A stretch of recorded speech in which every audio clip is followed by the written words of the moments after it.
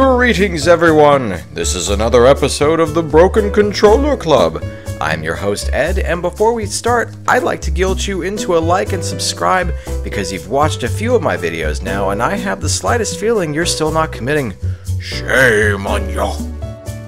I've been interested in branching out my skill set lately, so when I saw the newest Harvest Moon game come available, I decided to partake and see how I was at farming. I had previously tried Farming Simulator 19 and was tickled when I realized it's first person while you walk around the farm, and then my mood lessened when I realized that I would have to actually operate the virtual machinery correctly, like the word simulator would suggest. I realized I made a terrible mistake and uninstalled it. So to continue my streak of not being able to read good or do other things good, I found out upon firing up my Harvest Moon game that it's not a normal Harvest Moon, but Harvest Moon Mad Dash, a puzzle game that revolves around planting and then harvesting crops and doing other farming related activities, but this time at a very cracked out pace, thus the name Mad Dash. What I also discovered is a really cute, fun little puzzler that can be fun for the whole family. Also, elves in pajamas. Or I think they're pajamas. I hope it's pajamas and not their actual skin, because that would be the thing nightmares are made of.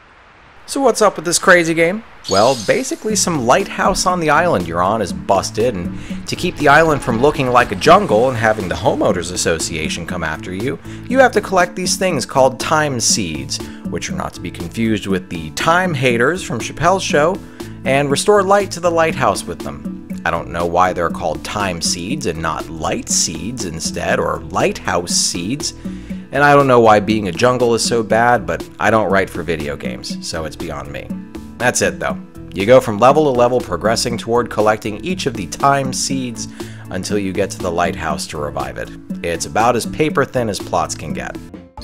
The bulk of the gameplay is picking up crops that appear randomly through the level, place them adjacent to matching crop types in order to make them grow, like matching orange to orange for example, and then harvest them when they're fully grown.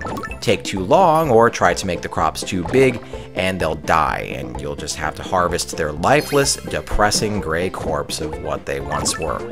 Did I just take this in a dark direction? Well, don't let them die and you won't have to feel this way. So yeah, you got your blueberries, pumpkins, onions, cows, chickens, fish, and all manner of Harvest Moon staples to farm as quickly as you can before the time runs out. You'll get stars for milestones in each levels, and those stars are used as currency to purchase perks that'll give you an advantage in levels you're having trouble with. Everything from giving you another 30 seconds of time to complete the level to upping your power meter, stuff like that. So the game starts off super simple and easy and progresses in difficulty, eventually adding in wild boars that stomp on your crops and your confidence, magma that burns the ground, and ice that falls from the sky and not only freezes your crops, but also freezes any crops adjacent to it. Couple that with levels that are in shapes that restrict your ability to plant and harvest, and things get pretty challenging later on.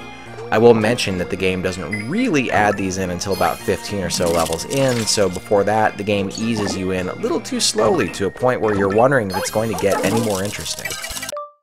And speaking of power meter, the more you harvest and complete orders by the boxes at the bottom of the screen and by that dog in the corner, you'll fill up that power bar, and that's where the game really gets crazy.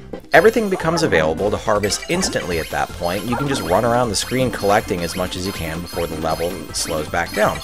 This is great for a big score boost and can help get you over that hump of some of the more challenging levels. Also, you get this fun, crazy little music with the elves showing up all over and dancing around. It's pretty festive and basically reminds me of what I see after about half dozen Corona-ritas at my favorite Mexican restaurant. There's also a multiplayer mode, and you can have your friends drop in and out of single player at any time.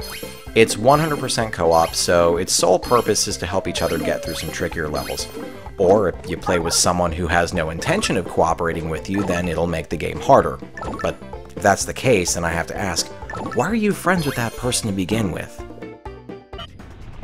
Anyway, so my main gripes with the game is that the startup is slow, and as I mentioned already, you can get pretty bored early on. You have to stick through it to get to the more interesting levels, and even then, you will feel like you've seen all there is to see by about level 25. The game's pace does make it easy to jump in and out about 5 to 10 minutes at a time, so it's likely developers didn't intend for you to play for long sessions. If you're looking for a traditional Harvest Moon game, then obviously this ain't it.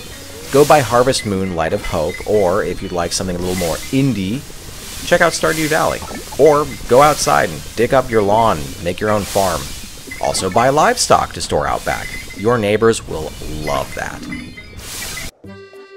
So that about sums it up. If you just want to play an arcade-style puzzler that doesn't require much of a time commitment, then I think this is an easy recommendation. Especially if you have little ones at home who are still learning the game, in which case playing co-op with them is going to be a lot of fun. They'll feel like they're contributing, and they're also learning teamwork with you.